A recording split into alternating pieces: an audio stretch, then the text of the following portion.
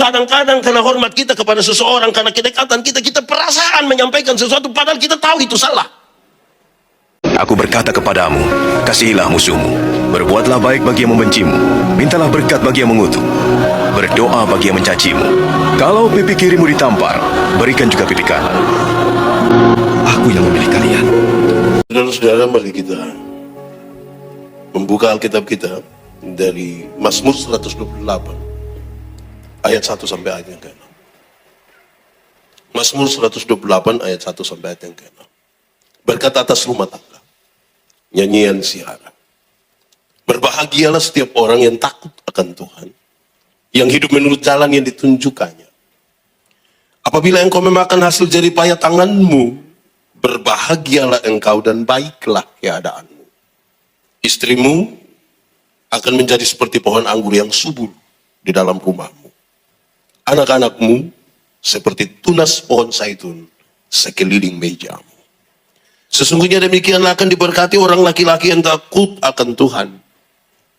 Kiranya Tuhan memberkati engkau dari Sion, supaya engkau melihat kebahagiaan Yerusalem seumur hidupmu, dan melihat anak-anak dari anak-anakmu, damai sejahtera atas Israel. Demikian firman Tuhan.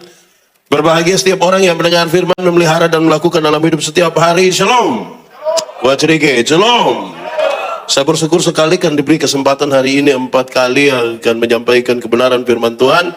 Di bagian yang paling pertama kita akan berbicara tentang keluarga, sebab tidak pernah kebetulan Tuhan memberikan kepada kita keluarga. Amin.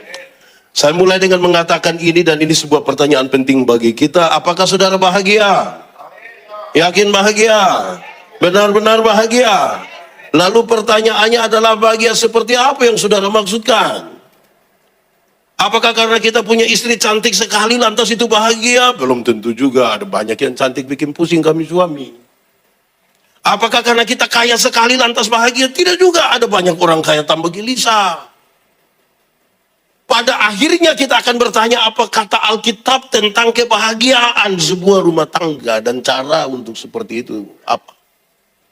Pembacaan ini menarik, kenapa? Kan dia kasih tahu ada 4 hal yang menjadi bagian penting kalau sebuah rumah tangga bahagia. 1, rumah tangga yang bahagia itu kalau takut akan Tuhan. Sama-sama 1, 2, 3. Kalau takut akan Tuhan. Suami-suami yang takut akan Tuhan tidak pernah akan menampar istrinya sekalipun dia terlalu marah. Di sini ada suami biasa tampar istri? Atau saya balik pertanyaannya, ibu-ibu yang biasa ditampar suami boleh angkat tangan. Jangan coba-coba berani angkat tangan pulang kena pukul ulang. Saya tidak tanggung jawab. Istri-istri yang takut Tuhan tidak akan pernah memaki suaminya sekalipun dia terlalu marah. Bahagia kan? Aman itu. 1, bahagia kalau apa? Takut akan Tuhan. Yang kedua, rumah tangga yang bahagia itu kalau makan dari jerih payah tangan sendiri. Sama-sama, kalau apa? Makan dari jerih payah tangan sendiri. Itu bahagia. Pakai kalimat terbalik yang ingin mengatakan. Jadi orang-orang yang hanya harap pada warisan tidak akan bahagia. Anak-anak yang harap warisan itu tiap hari bangun tidur pertanyaannya hanya 1, kapan papa mati? Jadi kalau tiap hari hanya tanya kapan papa mati, kapan papa mati, kapan papa mati, lama-lama papa belum mati, dia mati duluan. Amin. Saudara tinggal di rumah yang fasilitas lengkap sekali, mewah sekali, tapi itu kalau belum dari hasil jerih payah tanganmu, belum bahagia. Saudara tinggal di rumah sendiri, ukuran hanya 3x3, tidak ada plafon, masuk langsung keringat, tapi kalau itu rumah hasil jerih payah sendiri, saudara boleh tulis di situ, rumahku, istanaku. Bahagia kan? Saya ingat saya punya bapak, saya lahir besar di timur. Dulu tidak ada handphone, ada telepon rumah. Malam-malam orang telepon, selamat malam om, yo, bisa bicara dengan Yandi. Papa bilang, Yandi tidak ada. Tapi betul ini dia tinggal di rumah ini. Tidak, dia hanya menumpang di sini. Kan itu terjadi beberapa kali. Terus saya tanya papa, sebenarnya saya ini anak siapa? Karena orang tanya, papa bilang dia menumpang di sini, menumpang di sini. Terus papa jawab dengan ringan saja, kamu anak laki-laki 3 orang. Kalau kakak yang pertama menikah 1 perempuan, baru datang ke rumah ini kan dia rasa rumahnya. Kakak kedua kawin 1 perempuan, baru datang lagi ke sini kan dia rasa rumahnya. Engkau juga kawin 1 perempuan, baru datang lagi ke sini kan rasa rumah. Kita tinggal tunggu kapan kamu 3 baku bunuh gara-gara ini rumah. Padahal rumah ini saya punya. Saya pikir-pikir ya masuk akal juga. Sudah dua. Pertama, rumah yang bahagia kalau apa? Takut Tuhan. Yang kedua, bahagia kalau apa? Makan dari jeripaya tangan sendiri. Yang ketiga, pembacaan tadi mengisyaratkan dengan baik. Rumah yang berbahagia itu adalah kalau istrinya seperti pohon anggur yang subur. Istrinya seperti ini lambang sukacita. Istri-istri itu kalau diingat suami bahagia. Suami mau tugas ke Surabaya, ke Jakarta, ke Denpasar, ke manapun, tinggal di hotel mewah, spray dari Sutra, selimut dari Sutra, sarung bantal dari Sutra, berbau harum sekali, tapi dia tidak lupa sarung bantal di mana? Rumah. Padahal mungkin bau ludah mungkin. Atau mungkin bau keringat, tapi dia ingat karena kesukaannya ada di rumah. Bahagia. Istrinya seperti pohon anggur yang subur. Dia punya badan mau subur atau tidak itu tidak penting. Yang penting dia menjadi sukacita bagi suami. Sudah 4. Yang terakhir. Menurut pembacaan ini menarik. Rumah tangga yang bahagia adalah kalau anak-anaknya seperti tunas-tunas pohon zaitun. Pohon zaitun menghasilkan minyak zaitun. Dan salah satu fungsi terbaik dari minyak zaitun ialah menyembuhkan luka. Kalau anak-anak dapat menyembuhkan luka dari orang tuanya bahagia. Paling tidak ada 2 hal. Kalau harapan-harapan dan cita-cita orang tua bisa dipenuhi oleh anak-anaknya, bahagia rumah itu. Atau yang kedua, kalau benar-benar orang tuanya sudah lumpuh, sudah stroke, hanya di tempat tidur, hanya di kursi roda, kalau masih ada anak memperhatikan orang tuanya, bahagia. Ini menjadi penting bagi kita sekalian, saudara-saudara. Ini menjadi ukuran apakah 4 hal ini ada di dalam rumahmu atau tidak. Banyak orang yang ternyata hanya tinggal bersama tapi sesungguhnya tidak menikah. Banyak orang bertahun-tahun, berpuluh-puluh tahun bersama-sama sebagai suami istri, anak-anak, orang tua, tapi tidak mengalami ini. Sebelum saya masuk pada cara-caranya, saya ingin mengatakan, saudara-saudara, Tuhan Allah menciptakan manusia bukan sekedar membedakan di atas laki-laki dan perempuan saja, tidak. Ada pola-pola yang sengaja dibiarkan untuk dikelola. Biarkanlah mereka berbeda, tapi pengelolaan itu menjadi penting. Saya pernah kasih nikah satu pasang nikah, yang laki-laki umur 64 tahun, yang perempuan umur 20 tahun. Ngeri itu. Saya yakin jemaat yang datang bicara tentang beda usia yang signifikan itu. 44 tahun. Dalam khotbahnya saya bilang begini. Dalam sebuah pernikahan, beda usia tidak penting. Yang lebih penting adalah mereka harus beda jenis kelamin. Itu lebih penting. Untuk apa sama-sama umur 30 tapi laki-laki semua? Pakai bahasa Kupang bilang mereka bekorek-bekorek saya itu. Tidak jadi apa-apa nanti begitu. Jadi mesti berbeda, tidak apa-apa. Lalu setelah berbeda apa yang Tuhan berikan? Ada pola-pola yang sengaja diberikan, dilepaskan oleh Tuhan. Biar kamu mengelola ini, supaya hal-hal itu bisa terjadi di dalam rumah tanggamu. Sebuah penelitian mengatakan, kalau pernikahan kita hanya didasarkan pada kecantikan, kemolekan, kegantengan, ini penelitian, hasil riset. Setiap 3 tahun kita mesti ganti pasangan. Setiap 3 tahun. Saya 14 tahun menikah, minimal saya 4. Apalagi kalau yang sudah 20. Tambah banyak nanti. Lalu pola-pola seperti apa sekarang? Dia kasih tahu. 1, soal pola berpikir. Laki-laki itu cenderung rasional. Laki-laki cenderung rasional.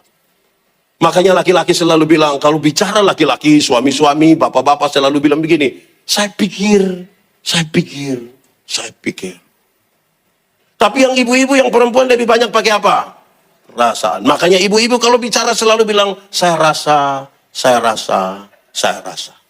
Bayangkan kalau nikah 20 tahun, satu hanya saya pikir, satu hanya saya rasa. Lama-lama tetangga-tetangga bilang, sudah rasa kamu. Hidup tidak bisa pakai apa yang kita pikir saja. Penyeimbangnya adalah perasaan.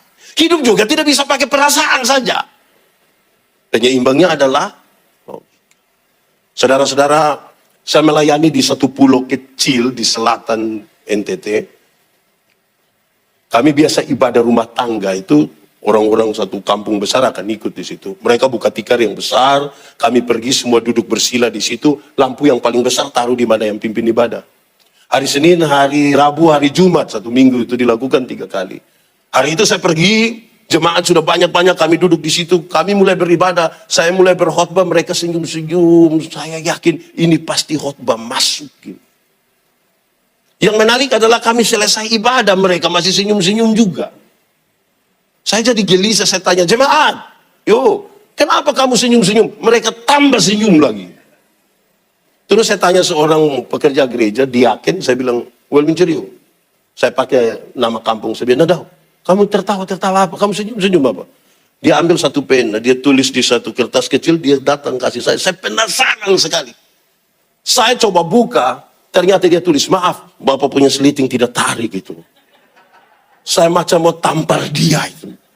Kita 1 jam bersama-sama di sini, kau lihat ada masalah di saya, engkau diam-diam. Saya mau tanya saudara, kenapa dia tidak kasih tahu saya? Kenapa dia tidak kasih tahu saya? Soal apa? Hanya satu kata apa? Perasaan. Kalau itu terjadi sekarang saya tanya, tadi ibadah mereka baik? Tidak. Mereka terganggu dengan sesuatu yang hanya karena perasaan tidak mampu mereka sampaikan. Kadang-kadang karena hormat kita kepada seseorang, karena kedekatan kita, kita perasaan menyampaikan sesuatu padahal kita tahu itu salah. Padahal itu tidak benar. Hanya karena ini. Perasaan. Untuk itulah seorang suami, seorang istri bersama-sama supaya menyeimbangkan antara apa yang dia pikirkan dan apa yang dirasa. Yang kedua, soal pola kerja. Laki-laki itu cenderung pekerja tunggal. Laki-laki cenderung pekerja tunggal. Suami-suami ini hanya pergi ke kantor saja. Kami bapak-bapak hanya pergi ke kantor saja. Tapi kalau kami pulang, kami rasa kami telah kerja di seluruh dunia dan segala isinya. Kami merasa kami berjasa sekali itu. Terus pas ibu sampai, ibu sama anak-anak, saya keluar sedikit. Kemana? Ketemu teman-teman. Kasih tinggal kami sedikit. Tadi saya sudah kerja itu. Satu. Suami-suami itu polanya tunggal. Kami di kampung itu, kalau tamu datang baru naik tangga terakhir, suami akan bilang kepada ibu, ibu, yo, kopi. Padahal kopi tidak ada. Nanti setelah tamu pulang, ibu bilang begini, papa lain kali itu kalau mau bilang, tanya-tanya kami di belakang. Terus papa dengan santainya bilang begini, itu hari saya sudah beli itu. Iya, papa beli 6 bulan lalu. Papa pikir beli sekali untuk seumur hidup. Karena polanya tunggal. Beda dengan ibu-ibu. Ibu-ibu itu polanya jamak. Bangun pagi, bisa siap anak-anak ke sekolah. Bisa siap suami. Bisa sambil setrika. Siap sarapan. Siap makan siang. Bisa sambil foto-foto. Update status sekaligus. Saya tidak tahu tangan mereka ada berapa. Tapi itu bukan untuk dibandingkan. Untuk dikelo. Saya ketemu banyak ibu-ibu. Kalau ada di swalayan. Sama-sama suami. Kalau mereka sampai di kasir mau bayar. 53.500. Kalau ibu yang bayar, dia tanya berapa? 53.500. Dia buka dompet cari-cari yang 50. Terus dia tanya lagi, berapa? 3.500. Dia cari-cari lagi yang 3.000 lagi. Dia cari-cari lagi kalau boleh ada yang kecil-kecil. Detail sekali. Beda kalau kami bapak-bapak bayar. Berapa? 53.500. Dia ambil uang berapa? Oh tahu juga. Ya memang begitu karena soal polanya. Ketiga, soal pola bicara. Laki-laki cenderung pendiam. Laki-laki cenderung pendiam. Secerewet-cerewetnya laki-laki dia masih disebut pendiam. Sebuah penelitian mengatakan seorang laki-laki kalau satu hari bicara kira-kira 7.000 kata. Berapa ribu?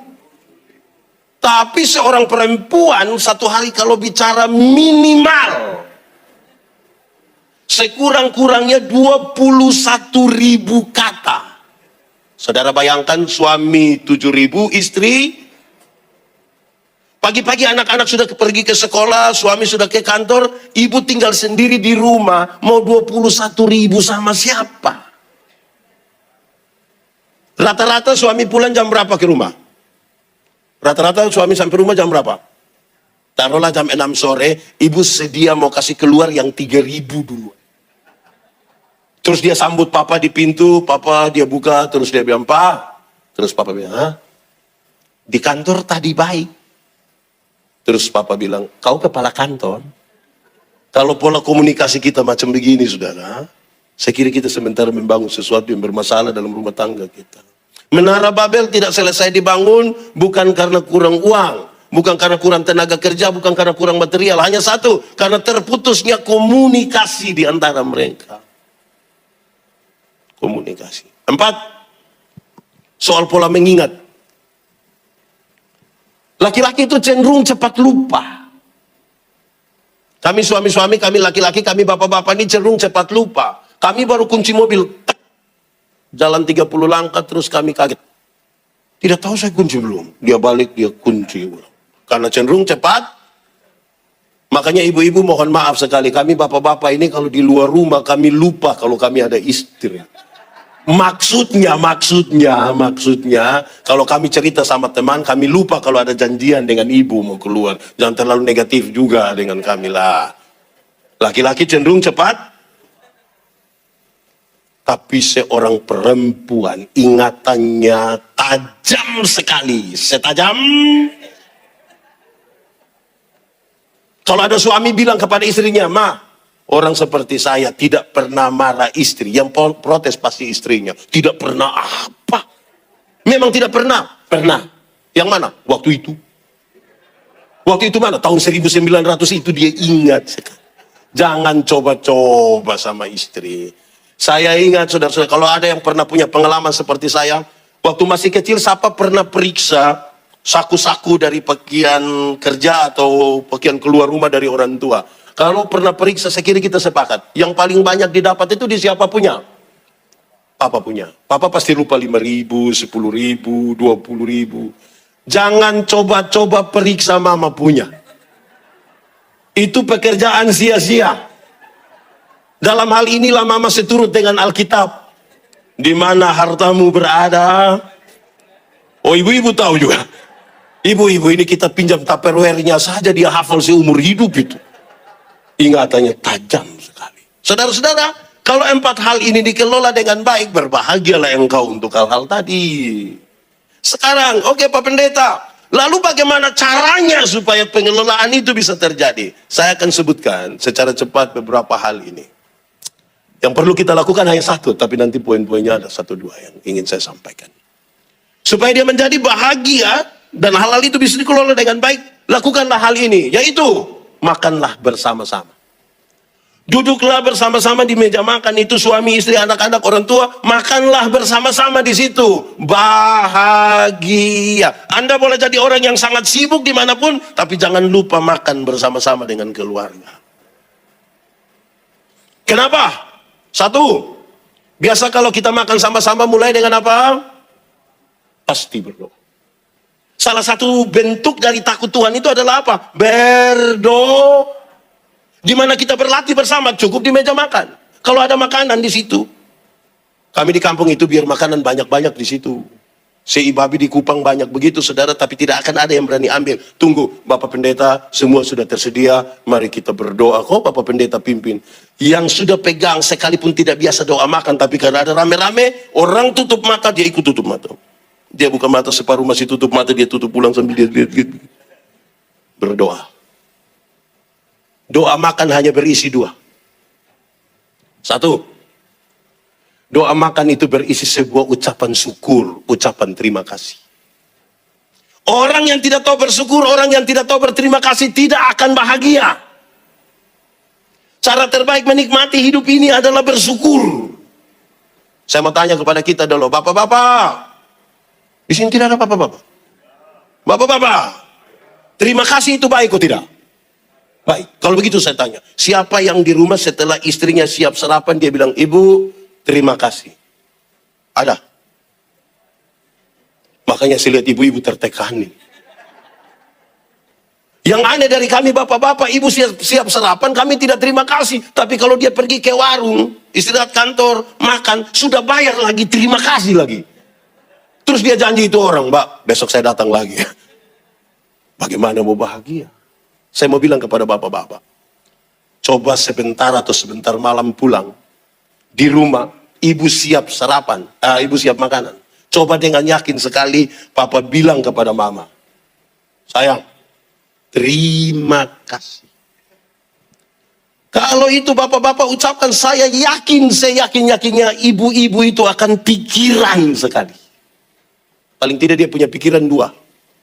Satu, dia pasti berpikir begini, tidak tahu roh apa sudah naik saya ke suami. Sampai tiba-tiba dia bisa ucapkan.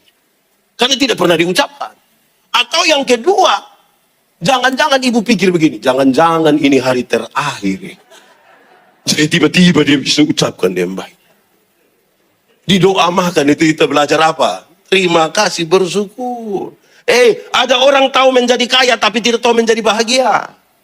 Ada orang tahu mengumpulkan uang yang banyak tapi tidak tahu cara menikmati. Kenapa? Karena tidak tahu bersyukur. Hati manusia ini lebih luas dari isi dunia. Artinya seluruh dunia isi pada hati manusia tetap akan kurang juga. Kenapa? Karena kita selalu tidak puas. Untuk mengisi itu hanya satu kata apa? Bersyukur.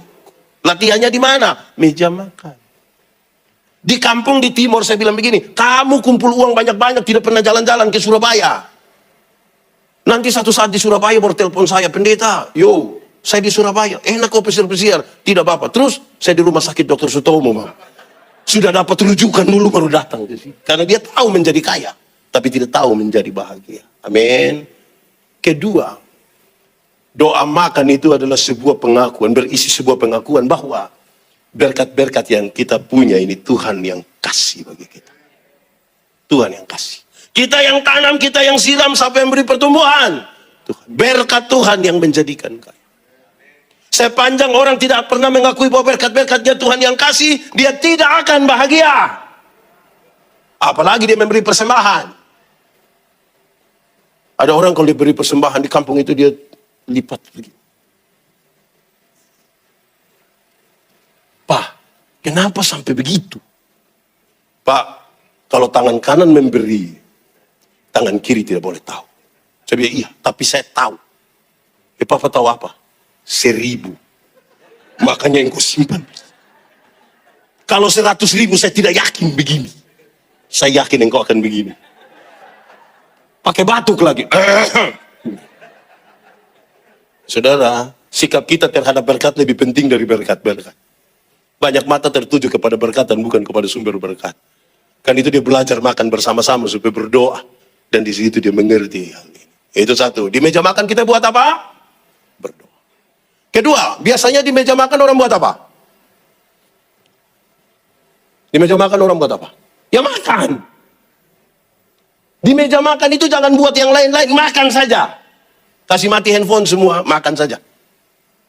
Tidak usah tidur di meja makan. Meja makan mengajarkan kepada kita untuk tahu diri, tahu tempat. Kenapa banyak rumah tangga tidak bahagia? Karena tidak tahu diri, tidak tahu tempat.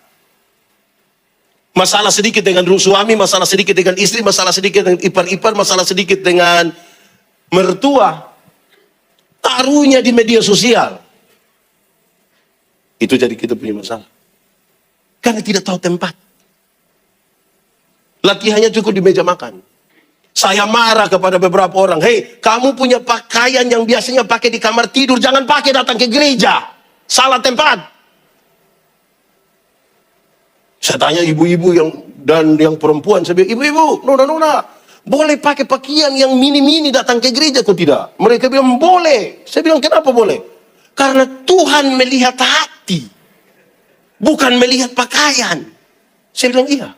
Tuhan memang melihat hati, bukan melihat pakaian. Tapi saya pendeta ini, saya lihat pakaian, bukan lihat hati. Kok kira kau sendiri dengan Tuhan di sini? Kalau pakai begitu di sini, ini kami yang di depan ini kami pusing. Kami tidak lihat, salah. Lihat juga, senang. Jadi supaya kita tahu tempat. Kadang-kadang kita tidak tahu tempat, kita tidak tahu diri. Dan latihan untuk itu tuh. Latihannya cukup di meja makan. Kalau mau rumah tangga kita bahagia. Sudah 2. Ketiga. Di meja makan orang biasa buat apa? 1 berdoa. 2 makan. Ada beberapa orang bilang saya, Pak Pendeta saya sibuk Pak Pendeta. Jangan bawa pekerjaan kantormu ke rumah. Jangan. Kalau mau kerja setelah suami atau istri atau anak-anak tidur, engkau kerja. Kalau tidak nanti jadi masalah. Pak saya sibuk Pak Pendeta. Kalau engkau sibuk kenapa menikah? Urus saja kesibukan, tidak usah urus. Kenapa? Kepada satu Tuhan yang sama kita berjanji paling tidak untuk dua hal. Satu, kita berjanji menjadi suami istri yang setia. Tetapi pada Tuhan yang sama itu juga kita berjanji mensyukuri pekerjaan yang Tuhan berikan ini. Kami mau bekerja dengan baik. Jangan buat begitu rupa sampai ada ketimpangan. Di kantor ya kantor, kerja. Ketiga, di meja makan itu orang biasa apa? Komunikasi. Tidak mungkin duduk 1 jam di meja makan, semua hanya begini. Tidak mungkin. Pasti kan ada bicara kan? Semua orang kan pegang handphone sekarang. Sama-sama kita tahu kalimat ini. Handphone berhasil mendekatkan yang jauh, tapi menjauhkan yang kesempatan hari Minggu ini baru bisa bersama-sama dengan keluarga, duduk sebentar siang makan sama-sama. Sudah di meja makan masing-masing asik sendiri, ketawa-ketawa sendiri lagi. Lalu saudara bilang saudara bahagia? Kasih mati handphone. Apalagi kalau ada di situ tiba-tiba ada telepon masuk yang suami angkat terus dia langkah keluar sedikit terus dia bilang, halo. Halo. Kalau itu terjadi, hai istri-istri, aku berkata kepadamu, curiga sudah. Rahasia negara apa yang terlalu sampai bicara harus pakai bisik-bisik. Halo. Di meja makan itulah kesempatan suami bertanya kepada istri, Mama, yo, kenapa ini sayur garam semua? Terus istri bilang, Papa minta maaf, Papa, tadi waktu Mama tumis ini sayur, Mama terlalu ingat Papa. Jadi Mama pikir Papa garam, Mama ambil taruh-taruh begitu. Yang penting ada komunikasi. Di meja makan itu kesempatan Papa tanya kepada yang anak laki-laki, hei laki-laki, kau di sekolah dapat berapa? Saya dapat 10 Bapak. Kau hebat sekali macam Papa betul itu. Itu Papa sekali itu. Tanya yang perempuan, di sekolah dapat berapa? Papa tadi matematika susah, saya dapat 3. Aduh, kau macam Mama punya keturunan. Tapi yang penting komunikasi. Komunikasi. Komunikasi. Jangan tunggu mau mati berkomunikasi. Saya berkhotbah tentang buah roh, saya bilang ada satu unsur dari buah roh yaitu kelemah lembutan. Kelemah lembutan. Saya bilang kami suami-suami di bagian timur Indonesia, kami hanya sampai di lemah saja. Lembut tidak. Artinya ketika kami lemah baru kami mengerti kelembutan. Kalau sudah sakit, sudah sengsara, mau mati itu tiba-tiba dia punya lembut sama istri tiada tara itu. Dia bisa panggil istri, Mama, Tuhan terlalu baik. Itu kalau lemah. Kalau dia masih kuat-kuat, mabuk, tidak tidur malam, judi terus. Kemudian istri bilang, Papa, berhenti sudah. Tuhan marah. Ingat usia Papa. Paling-paling mati. Itu jadi masalah itu. Komunikasi. Ya, puji-puji sedikit lah kita punya istri lah. Ibu sudah pergi ke salon, sudah perawatan bagus-bagus, beli celana yang agak ketat. Dia jalan 2-3 kali lewat suami punya depan itu ya. Bicara 1 kalimat lah. Minimal bilang, Mama, macam mahasiswa saja. Nanti ibu bilang, mahasiswa apa? Mahasiswa DO ini. Tapi yang penting ada bicara. Ini ibu jalan pidatang-pidatang di situ terus. Kau macam setrika rusak saja. Akhirnya dia foto dirinya, dia upload di media sosial, dia tunggu kapan ada yang bilang, luar biasa, cantik. Ayolah. Mungkin harus sedikit gombal-gombal juga, baiklah. Mama, buat teh dong. Oke, terus ibu bilang, manis, pas. Mama, ini teh mau manis atau tidak? Tidak lebih indah dari Mama punya senyum itu. Itu dia bilang, apa coba kau ulang. Kita sudah kehilangan kata-kata yang indah itu. Kita sudah kehilangan. Dan di meja makan sebenarnya tempat kita belajar bersama. Amin kan? Oke, keempat. Saya mau tanya kita boleh jawab. Kalau ikan tinggal 2, padahal orang di meja makan ada 4 orang. Anak 2 orang tambah papa mama. Padahal ikannya tinggal 2. Menurut saudara siapa yang makan? Siapa yang makan? Siapa lagi yang makan? Tidak ada jawaban yang salah. Apakah mau biarkan anak yang makan? Tidak ada masalah. Apakah mau bagi supaya 4-4 dapat? Tidak ada masalah. Apakah karena mama yang goreng, mama dapat yang satu, terus kami 3 bagi yang satu, tidak ada masalah. Apakah karena papa sakit, papa ambil 2-2, kami makan kosong, tidak apa-apa. Tapi di meja makan itulah, kita belajar mengingat orang lain. Belajar apa? Ya. Biasa rumah yang tidak bahagia itu kan satu tidak ingat yang lain. Anak-anak kita utus mereka sekolah jauh-jauh ke luar negeri dengan harapan mereka bisa selalu ada komunikasi. Ternyata mereka telepon pada waktu. Ya kira-kira begitu. Kalau masing-masing saling mengingat seorang dengan yang lain, ya jadi bagus. Karena ingat orang lain. Biasanya kita tidak saling mengingat, itu jadi soal kita. Bagaimana mau bahagia? Saudara-saudara, sebegitu pentingkah? Iya. Akan tiba waktunya seorang perempuan meninggalkan ayah ibunya untuk bersatu dengan suami. Begitupun sebaliknya. Sebegitu pentingnya itu keluarga, sampai keluarga yang paling penting orang tua saja kita tinggalkan untuk hidup bersama-sama. Kalau sudah tidak ada komunikasi, kata kunci dari sebuah relasi itu adalah komunikasi. Terakhir, saya melayani di satu pulau. Kami biasa makan di Emukelaga. Emukelaga itu artinya rumah panggung. Mau naik ke atas, kami buka sepatu, buka sendal, duduk bersila, makan di situ, makan di situ. Karena itu dilakukan terus-menerus, saudara-saudara. Setiap kali pulang kampung, lihat papa mama, kami makan di meja makan, saya punya kecenderungan angkat kaki.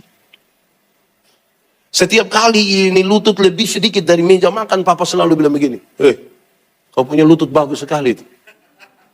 Kami makan sambil bicara, tapi kalau makanan masih ada di dalam mulut, kami paksa bicara, papa selalu bilang, suara dari mana, makanan dari mana? Berulang beberapa kali dan kemudian saya ambil kesimpulan. Ternyata di meja makan itu kita belajar etika dan moral. Di meja makan kita belajar apa? Semua rumah tangga itu punya masalah. Bertengkar, berkelahi, semua rumah tangga ada. Tapi yang punya etika dan moral berbeda dengan yang tidak punya etika dan tidak punya moral. Dan belajarnya cukup di meja makan. Bangsa Israel dalam pembuangan ke Babel mengalami 3 persoalan serius. Pertama, secara politik nasional mereka tidak punya pemimpin. Semua tidak suka dijajah, tapi siapa mau pimpin siapa. Yang kedua, secara ekonomi mereka rusak parah. Karena mereka hanya jadi budak. Bekerja seharian itu hanya untuk kepentingan para tuan. Yang ketiga, setelah bait Allah di Yerusalem dihancurkan, tidak ada lagi tempat bagi mereka untuk belajar iman, etika, dan moral. Dengarlah seruan para nabi ketika mereka pulang ke Yerusalem. Pulanglah ke Yerusalem, pulanglah ke Yerusalem. Tapi sampai di Yerusalem, jangan urus duluan presidenmu, jangan urus duluan pemimpinmu, tidak usah urus duluan ekonomimu. Bangun duluan bait Allah, tempat di mana engkau belajar etika, iman, moral. Sebab apa? Kamu punya pemimpin, tapi kalau tidak punya etika, moral, dan iman, dia menghancurkan satu bangsa. Kamu boleh kaya raya, tapi kalau tidak punya etika, iman, dan moral, menghancurkan keluargamu. Ini nasihat yang luar biasa. Supaya bangsa ini tetap kuat. Ingat Tuhan tapi tahu diri. Cukup lakukan itu. Terjadilah. Kenapa saudara-saudara? Saya kira dalam perjalanan rumah tangga ini kadang-kadang kasih sudah jadi dingin. Saya akhiri khotbah ini saudara. Saya ingat, saya nasihat pada anak-anak muda. Saya bilang, anak muda, kamu kalau belum menikah jangan buru-buru menikah. Nikmati dulu masa mudamu.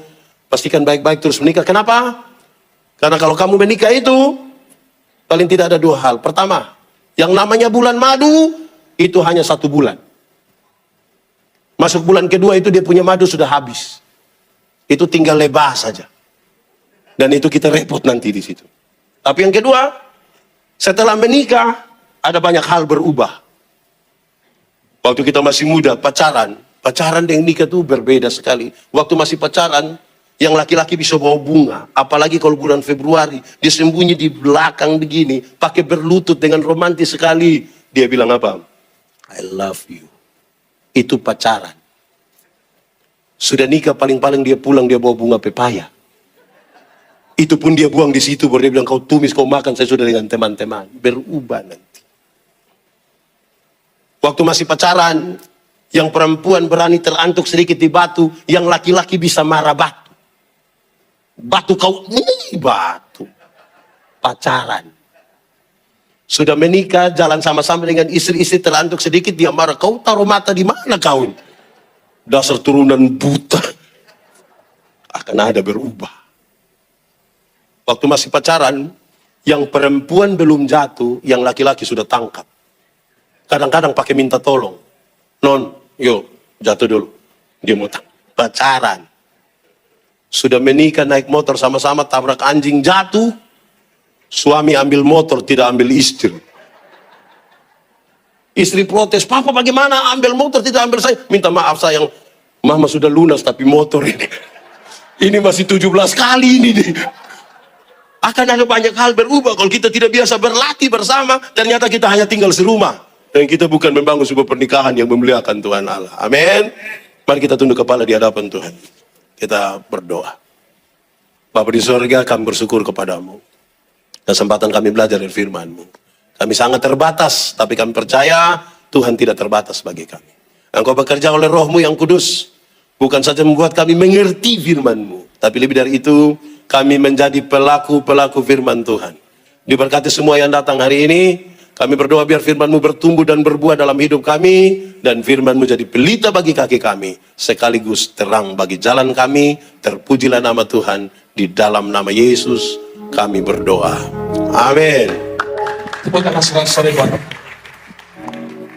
Aku berkata kepadamu, kasihilah musuhmu, berbuatlah baik bagi yang membencimu, mintalah berkat bagi yang mengutuk, berdoa bagi yang mencacimu. Kalau pipi kirimu ditampar, berikan juga pipi kanan. Aku yang memilih kalian.